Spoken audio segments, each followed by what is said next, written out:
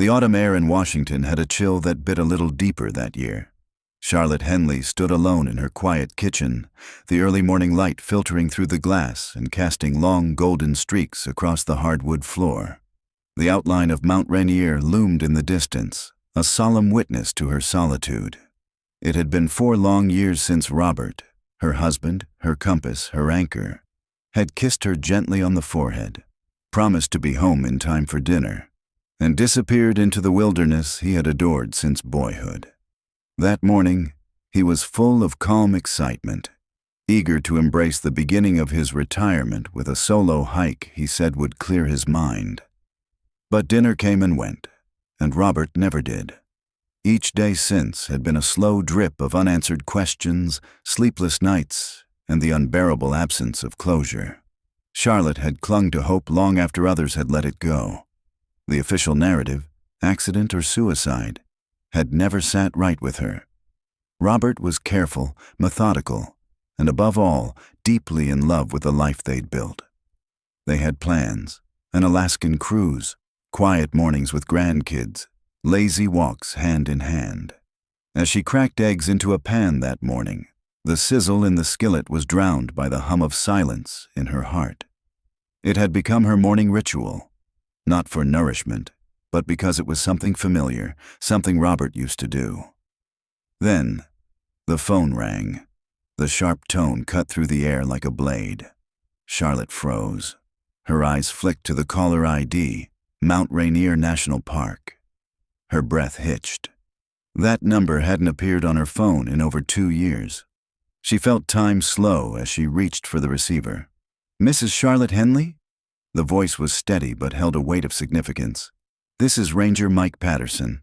We need you to come to the station. Some hikers found a backpack yesterday lodged in a beaver dam. We tracked it through the GPS serial number. It belongs to your husband." It felt as if the ground had shifted beneath her. A backpack, after all this time. Her knees buckled slightly, and she gripped the countertop for support. The weight of 4 years came crashing down in a single breath. Driving to the ranger station, Charlotte's knuckles whitened against the steering wheel. The winding road carved through the trees, once a familiar path of weekend escapes, now carried an unbearable tension. Each bend in the road stirred memories of Robert's laughter, his stories about wildlife, his warning not to overpack the trail snacks. The station looked the same rustic sign, the same smell of pine wood. But now, 2 county sheriff cruisers sat in the parking lot. Something was different this time. Something was final. Ranger Patterson greeted her with a somber nod. Beside him stood a woman with a commanding presence. Detective Morrison, her graying hair pulled back, her posture rigid with experience. "I'm sorry we're meeting like this," the detective said gently. "Please, come in." Inside the small conference room, Charlotte saw it. The backpack, mud-caked, torn at the seams, but unmistakable. Gray and blue. The red carabiner still clinging stubbornly to the side. It was the one she'd given Robert for his 60th birthday, chosen carefully, packed lovingly. "The hikers found it about 8 miles downstream from Spray Falls," Patterson said, pointing at a map. "It was jammed into a beaver dam. The GPS antenna was damaged, but the memory card inside had recorded his final coordinates." Charlotte felt a tidal wave rise in her chest. Detective Morrison's voice was quiet but firm. "According to the data, your husband went significantly off trail. The last recorded point was here, a remote section with no marked paths. We searched the area again yesterday and today. Nothing." "No," Charlotte whispered, almost to herself. "Robert never went off trail. He was obsessive about his routes. He documented every detail, logged every stop. He was safe, always." "I understand," Morrison said, her voice softening. "But the data doesn't lie. The location is remote and dangerous. We're looking at 2 possibilities. He took his own life or he suffered a fatal accident. I'm sorry, Mrs. Henley. After 4 years, there simply isn't anything left to find."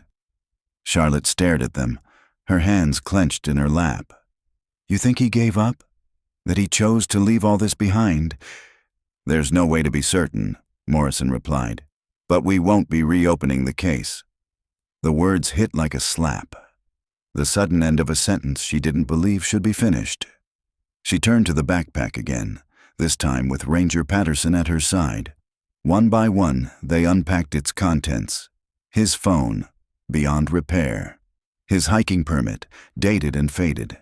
And his medical license, warped but readable, with his name still clearly visible. Robert James Henley, M.D. She stared at his photo, those wire-rimmed glasses, that gentle smile he always reserved for her. For a moment, it was as if he was there, smiling just to comfort her again. And then, she saw it. Something strange, something that didn't belong. A handwritten note, barely legible from water damage, but just enough for her heart to lurch. A new truth was quietly waiting to be discovered. Ranger Patterson hesitated, casting a quick glance toward the doorway where Detective Morrison had stepped out to take a call. Then, his voice dropped to a near whisper. "The location where we found the backpack? It's not just off-trail," he said, eyes steady on Charlotte. "It's miles beyond any marked path. For it to have ended up there, the water would have had to carry it a long way. The Beaver Dam isn't just remote. It's unreachable without venturing deep into uncharted terrain." Charlotte's eyes fixed on the ruined backpack and its scattered contents. Her brain refused to connect the implications.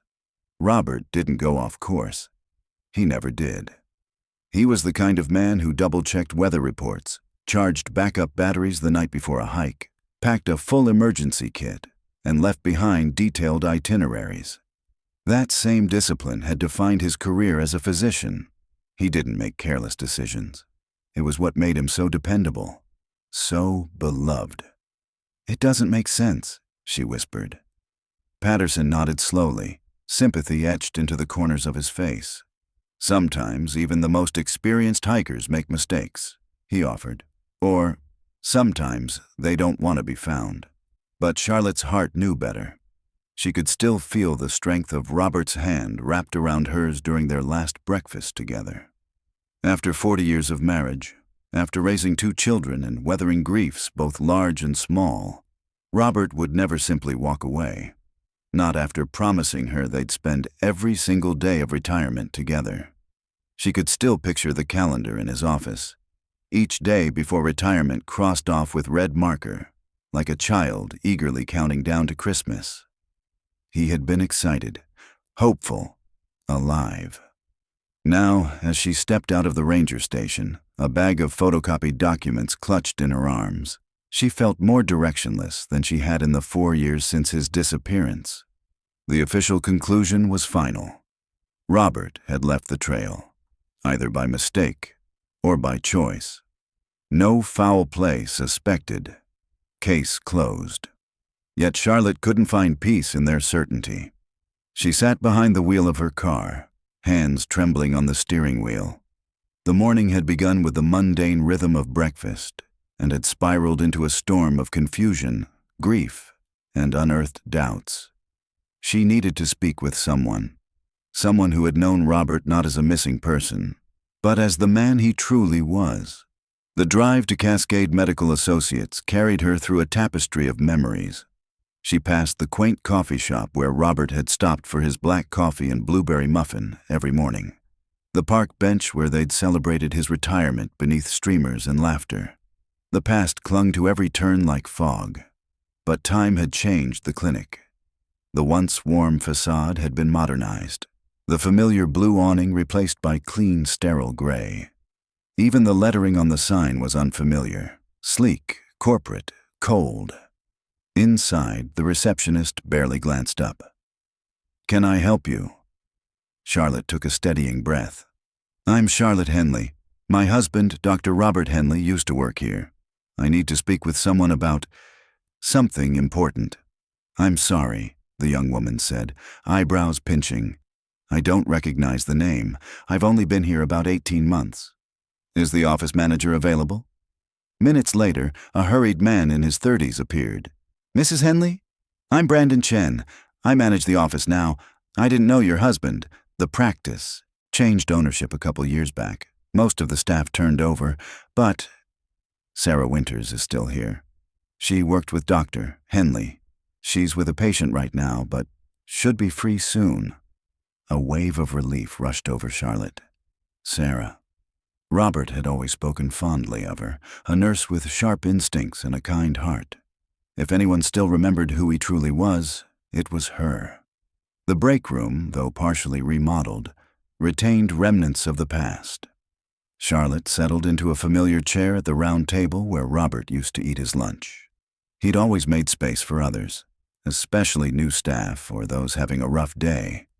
His kindness was quiet but unwavering. 23 minutes later, Sarah entered the room. The moment she saw Charlotte, her expression shifted. Concern overtaking surprise. "Charlotte, my God, are you okay?" Charlotte could barely keep her voice steady. She poured out the news, the beaver dam, the backpack, the police's conclusions. Sarah listened without interruption, her eyes darkening with every word. "I can't believe this," she whispered, collapsing into the seat across from her. "We still miss him, you know, those of us who are left. The patients, too. Mrs. Yamamoto still asks about him." Every visit, Charlotte leaned forward. "They think he went off trail on purpose, that he might have wanted to disappear." Sarah's eyes flashed. "Number, absolutely not. Robert was grounded. He loved his work. He loved his patients. His retirement shocked all of us. It didn't feel like someone giving up. It felt like someone finally giving in to a long-awaited joy." A long pause passed before Sarah added, more carefully, "But now that you say it, he did seem different. That last week." Charlotte felt her heart thud. How? He was jumpy, distracted, constantly checking his phone. Not during surgeries. He was always focused when it mattered. But in between appointments, he seemed preoccupied. I asked him about it once, during lunch. I remember it because he didn't touch his sandwich. Robert never skipped meals. He just smiled this forced smile and said he had a lot to wrap up. Charlotte's hands grew cold. "Did you notice anything else? Anything strange?" Sarah's voice dropped. "There was something odd about Dr. Harrison that week." Charlotte's mind reeled. Harrison, Robert's longtime colleague, a man they'd hosted for dinner, a man who had toasted Robert's retirement with wine and warm words. "He refused help with Robert's patient transfers," Sarah continued. "Normally, it's a team effort, but Harrison insisted on doing it all himself. He stayed late, midnight some nights. I saw him with boxes of files, and he didn't put them in the archives. He took them home." Charlotte stared. A chill crept up her spine. "Did Robert ever mention that?" "No," Sarah said. "He acted like everything was normal. But after hours, Harrison was a different man." The pieces began to stir, disconnected but loaded with potential meaning. The stress, the secrecy, the missing files, and a careful man who suddenly, uncharacteristically, walked into the wilderness and never came back. "Were those files ever returned?" Charlotte asked, her voice barely audible. "I honestly don't know," Sarah said. "But now I'm wondering why no one asked." By the time Charlotte thought to ask about the records, it was already too late. The practice had been sold. Dr. Harrison, once just another modest physician running a comfortable functional clinic, had made a fortune on the sale. According to Sarah, he'd launched a sleek, multi-specialty medical center across town, state-of-the-art, investor-backed, and boasting advanced diagnostic tools. The man who had once prioritized patient care over profit was now headlining medical conferences on strategic billing models and efficiency-driven care systems. "That seems like quite an expansion," Charlotte said quietly, her brows furrowing. Sarah's tone cooled slightly.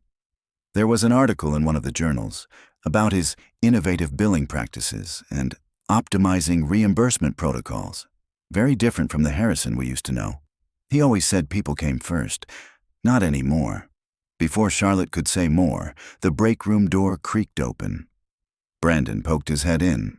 "Sarah, your 2 o'clock is here."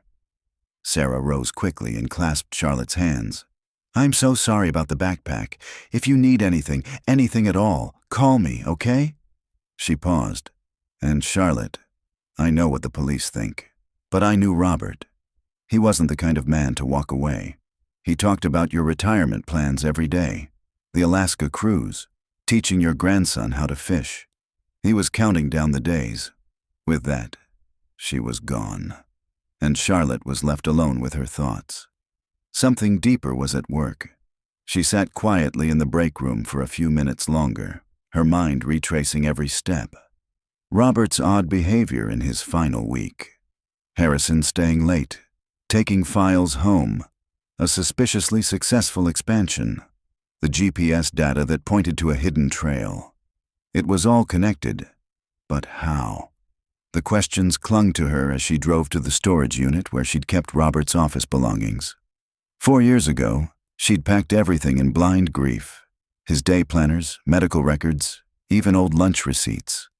She hadn't had the strength to sift through them then. Now she had a purpose.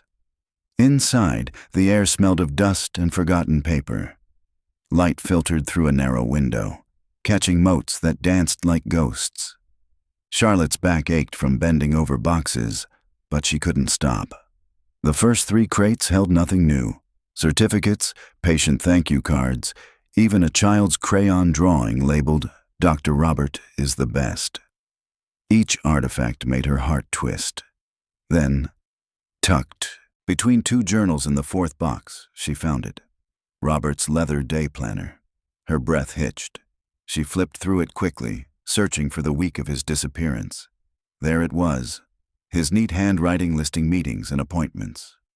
On October 15th, the day he vanished, the entry read, "Meeting with Harrison, trail parking lot, 7 a.m. Charlotte froze. That was the exact morning Robert told her he was going hiking alone. He'd claimed he needed clarity, time in the quiet wilderness to adjust to retirement. But here, in his meticulous script, was proof he'd lied. And the day before, a cryptic entry.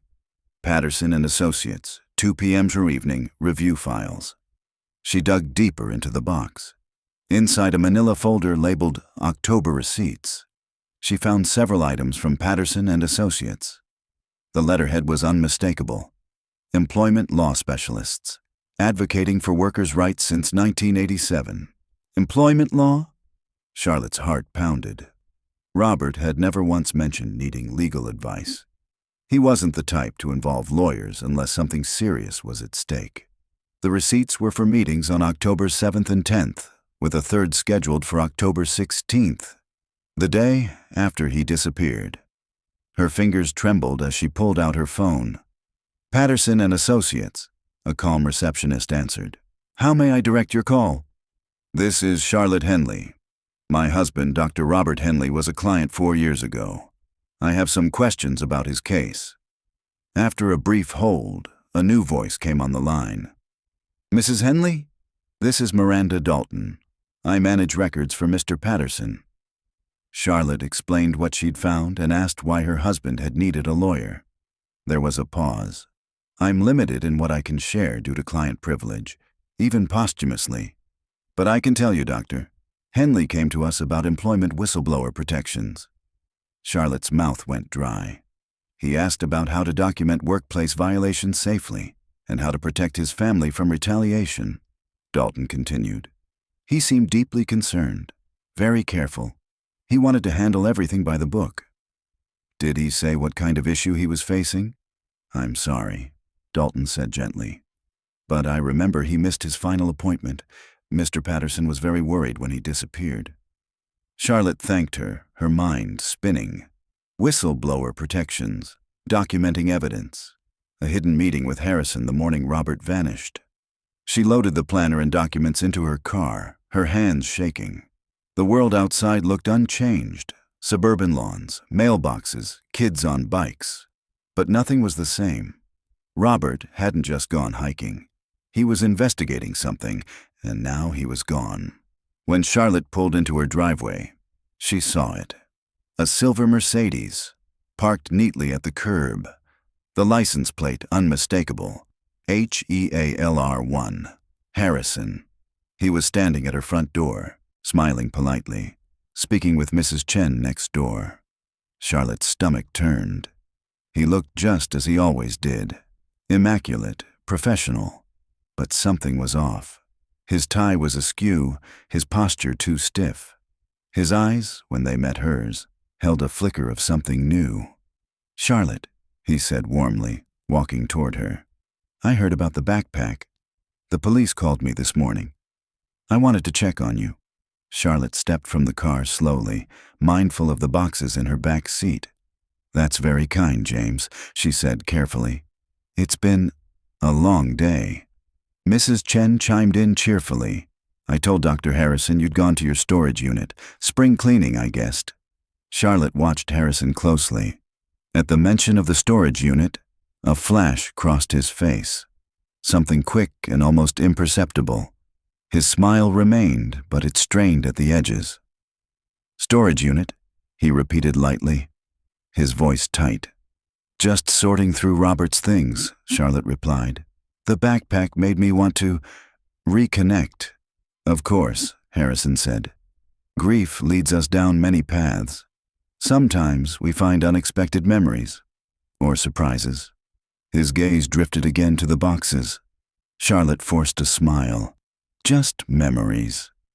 She turned away from him then, walking to her door, her hand trembling as she reached for the keys.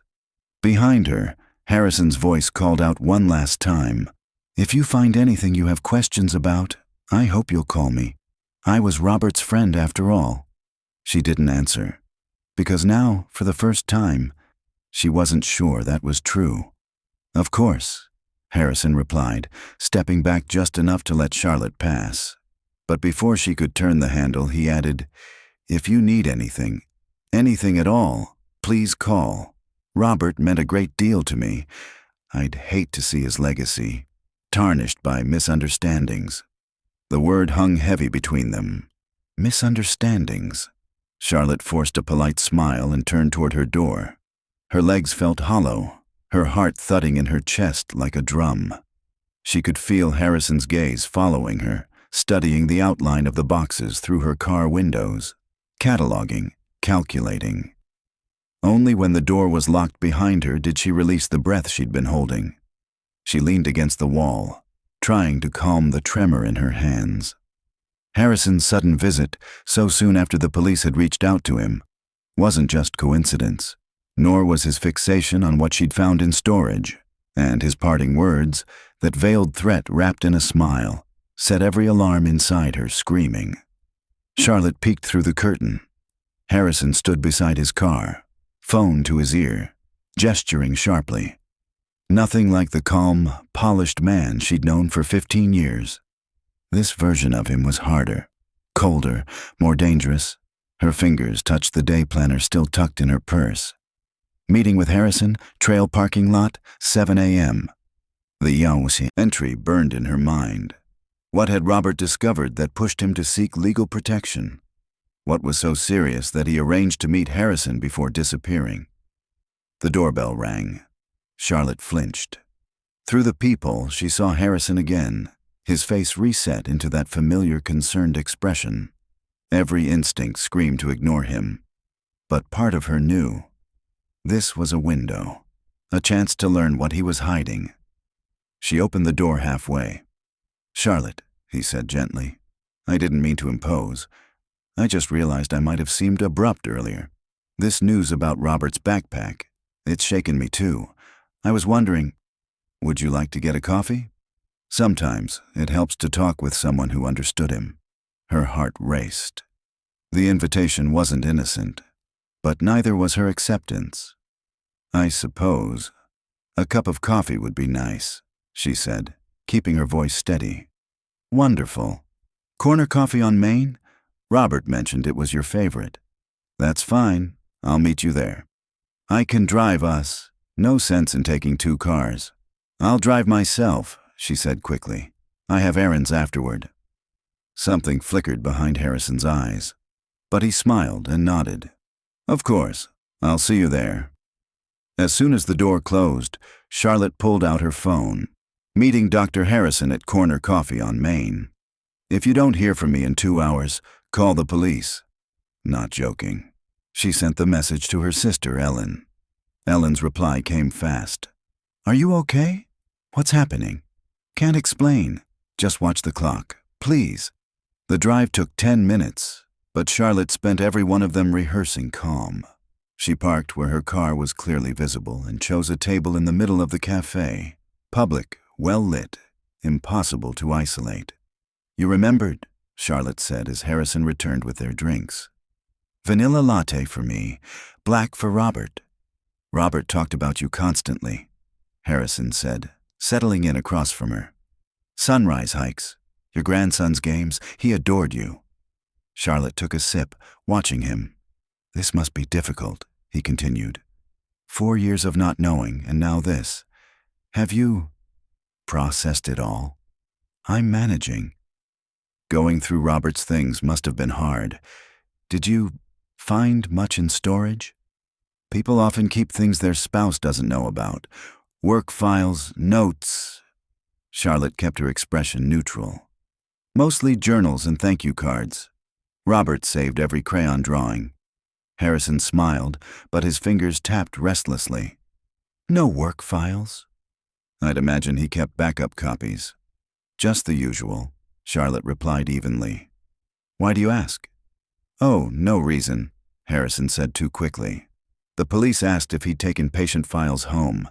Hippie concerns. I assured them Robert would never risk his license. Charlotte noted the sheen on his forehead, the tapping fingers, the tight grip on his coffee cup. They also asked about his state of mind. I told them he'd seemed distant, maybe even depressed. Did you find any writings? A journal? No, he wasn't much for journaling. Harrison's jaw tightened. How about a planner? He always had that leather one. Charlotte took a breath. This was the moment. I did, she said. Interesting entries from his final week. Everything tied up, all neat.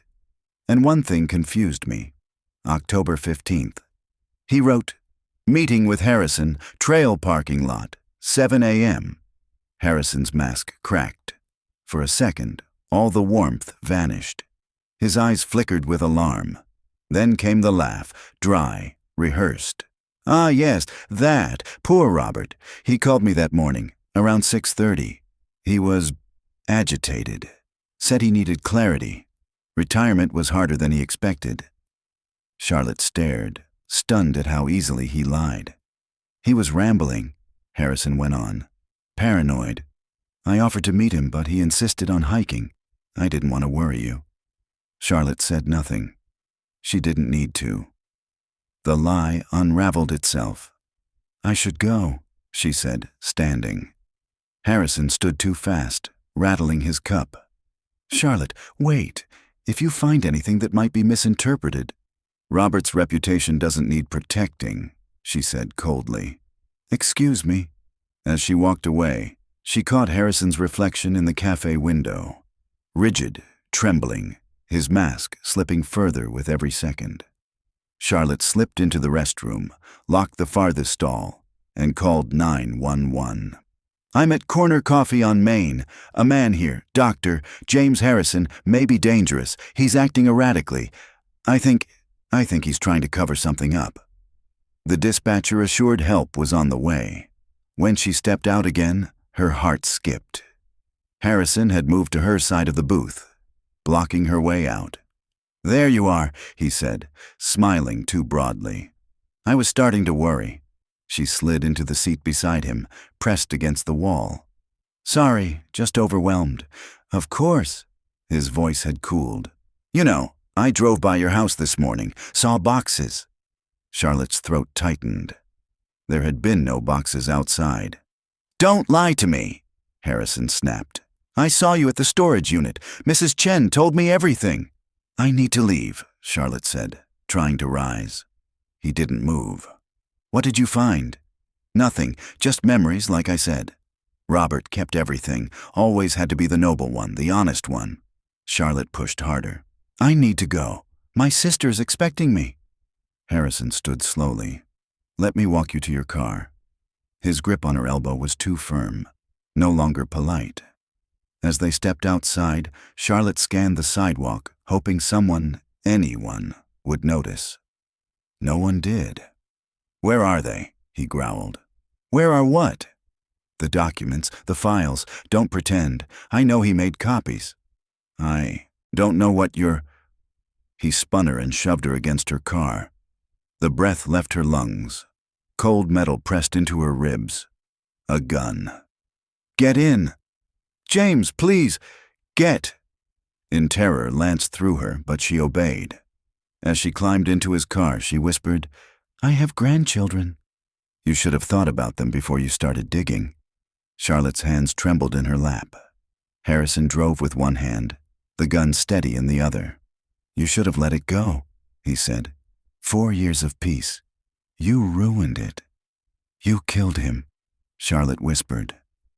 Number. He killed himself the day he decided to be a hero. Tears slid down her face as he turned off the main road, headed toward the woods. He found discrepancies, didn't he? Harrison didn't answer, but his silence said everything. Charlotte's tears streamed silently as the words finally escaped her trembling lips. He found discrepancies in the billing. Harrison let out a bitter laugh, the sound sharp and hollow. Discrepancies, what a neat clinical word for it. His grip on the steering wheel tightened, his knuckles stark against the leather. Robert never understood that sometimes. You have to work the system just to survive. Insurance companies play games. They delay, deny, while executives rake in bonuses. I was leveling the playing field by committing fraud, Charlotte asked through broken breaths. By surviving, Harrison snapped. His voice was raw, bitter. But St. Robert couldn't see the gray. Everything was black or white, moral or immoral. He was going to report me, to destroy everything I built. Do you know what I've given to this community? Jobs, care, opportunity. He was going to send me to prison. For what? For making sure my people could feed their families? The road narrowed as the trees thickened, branches forming a shadowed canopy overhead. Charlotte's heart thudded. She recognized the turn, the Sunrise Visitor Center route, the same path Robert had taken that October morning. Where are you taking me? She asked, already knowing the answer. Where do you think? Harrison muttered. He turned off onto a gravel road, the Mercedes jostling over rocks and roots. Your husband loved hiking, said the mountain gave him peace. Let's see what it gives you. The car fell into a bone-deep silence. Only the crunch of tires and Charlotte's quiet prayers filled the void. Finally, Harrison pulled into a small clearing and killed the engine. Out! Charlotte stumbled as she exited, her legs barely holding. The forest around them was still, hauntingly beautiful. Sunlight filtered weakly through towering firs. Birdsong echoed from unseen branches. Walk, Harrison ordered, motioning her forward with the barrel of the gun. We're going to take a little hike, just like Robert did. They'll find you? Charlotte said, somehow steady. The police. My sister. They know I was with you. Your sister knows you had coffee with an old friend, he sneered.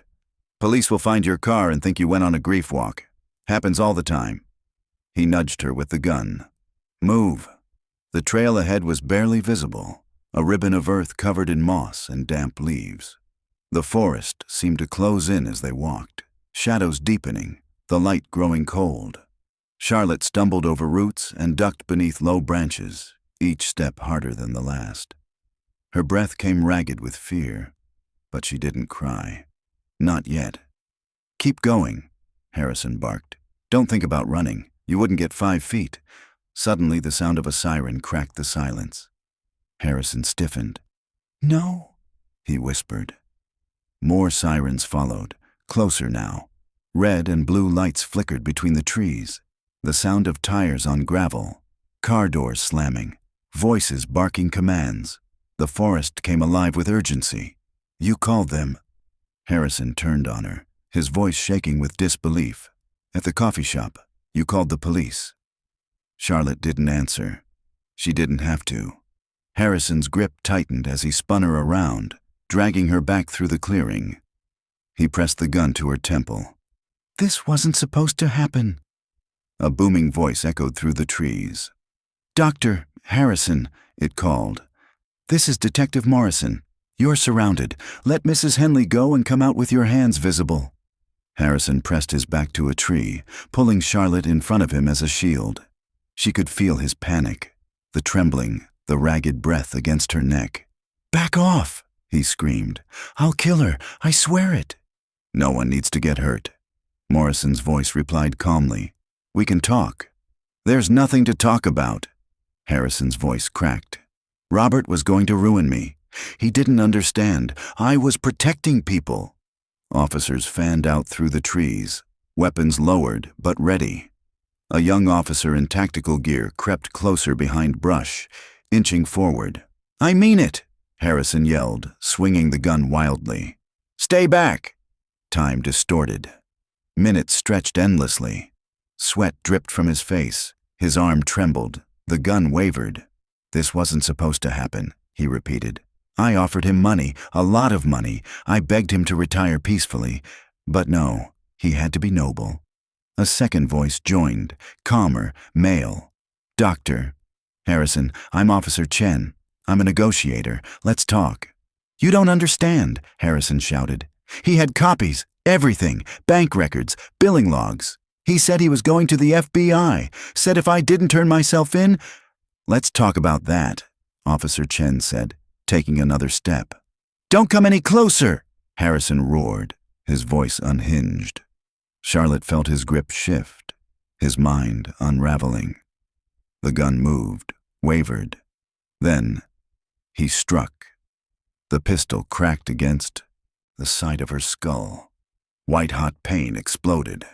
Charlotte fell, vision spinning, the world tilting sideways. And Harrison ran. He crashed into the underbrush, desperation driving him blindly forward. But the officers were faster. 2 tactical units sprang from cover, slamming into him mid-stride. He fought like a cornered animal, but within seconds he was on the ground, face crushed into the pine needles, arms twisted behind his back. "Stop resisting!" one officer barked. But Harrison thrashed, raving. "You don't understand. He destroyed everything. My practice, my future."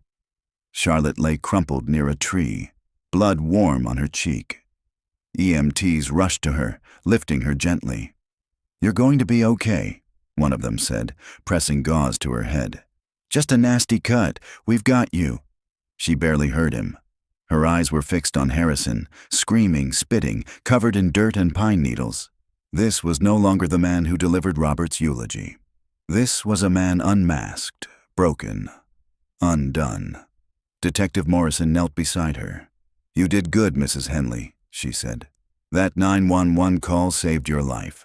Charlotte nodded, wincing at the pain. Around her, the quiet forest had become a battlefield. Radios crackled, evidence was marked. Yellow tape fluttered in the breeze. She would walk out of these woods. Unlike Robert. And as tears stung her eyes again, they weren't just for grief. They were for truth, for justice, for the life that had been taken in silence, and for the voice that had finally broken through. Back at the police station, Charlotte sat beneath the harsh fluorescence of the interview room, a butterfly bandage closing the gash on her head. She refused the hospital until she had spoken her truth. Detective Morrison sat across from her, recorder set between them. "Take your time," she said gently.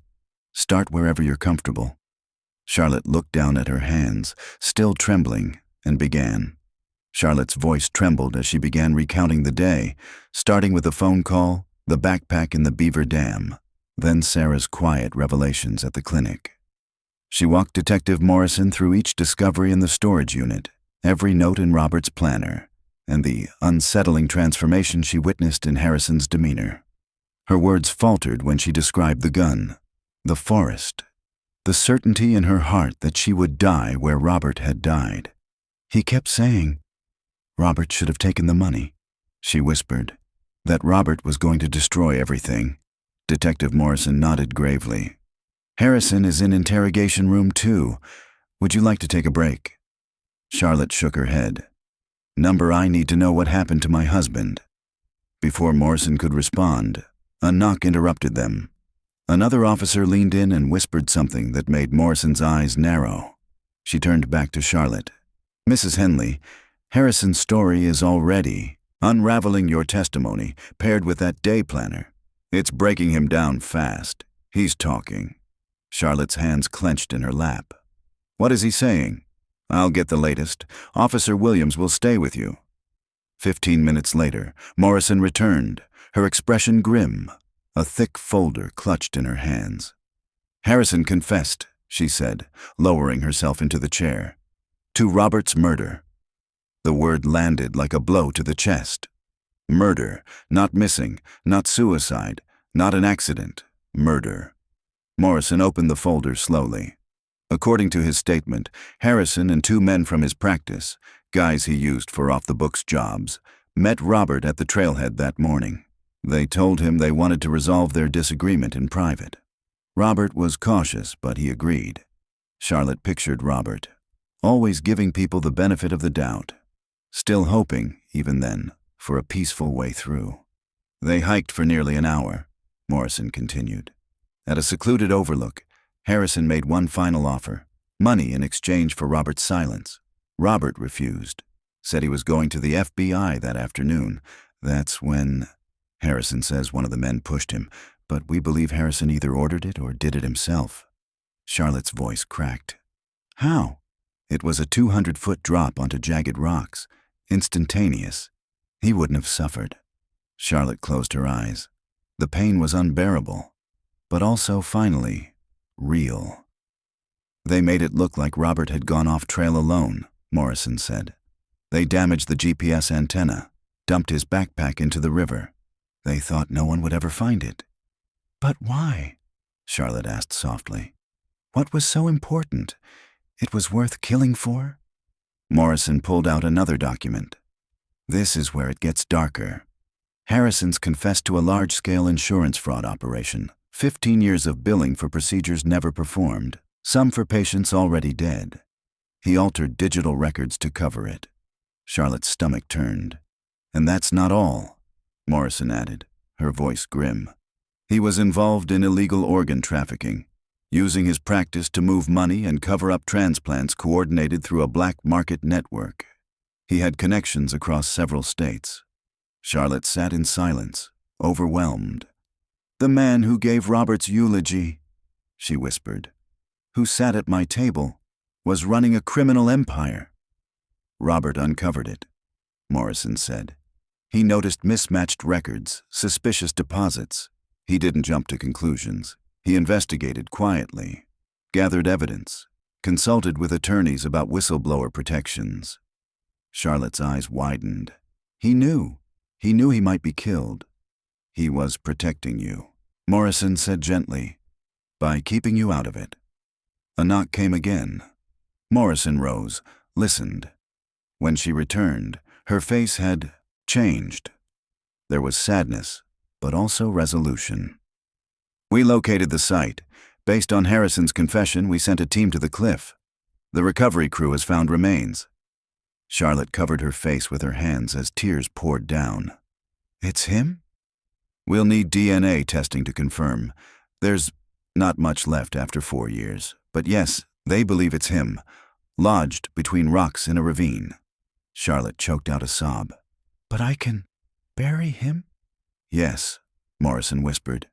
You can. Charlotte took a deep breath, as though surfacing from deep water. What about the others? Harrison is naming names, trying for a deal. 2 maintenance workers from his old practice helped him. They're being picked up now, and the FBI is involved. The organ network crosses state lines. This is bigger than we imagined. Charlotte looked down at her hands, small, ordinary, but trembling with the power of the truth she now carried. Robert tried to stop him, she said softly, even knowing the risk. He didn't tell me because he knew I'd beg him not to go. Your husband was a brave man, Morrison said. He could have taken the money, walked away, but he chose what was right. "He always did," Charlotte whispered. Later, after she signed her statement, Charlotte sat quietly for a moment. Her gaze drifted to the sky outside, now darkening with the colors of dusk. She thought of the two men she had lost on the same day, her beloved husband and the illusion of a friend who had betrayed them both.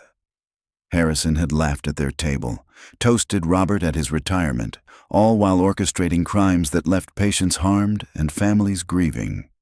But Robert had seen through the mask. He had stood up to it, not with violence, but with evidence, with integrity. Even when it cost him everything, he had died on that mountain, but not in vain. As Charlotte walked out of the station, the sun was dipping low, casting Mount Rainier in soft shades of pink and gold. Somewhere on that vast mountain, recovery teams were bringing Robert home. The not knowing was over. Her grief remained, but now it was matched with clarity and pride. Robert had died fighting for truth, and now the truth would live on. Harrison would face justice. His accomplices would be exposed, and the empire he built on pain would collapse under the weight of the man he thought he could silence. Charlotte drove home slowly, her thoughts already turning to the funeral, one that would honor the man Robert was.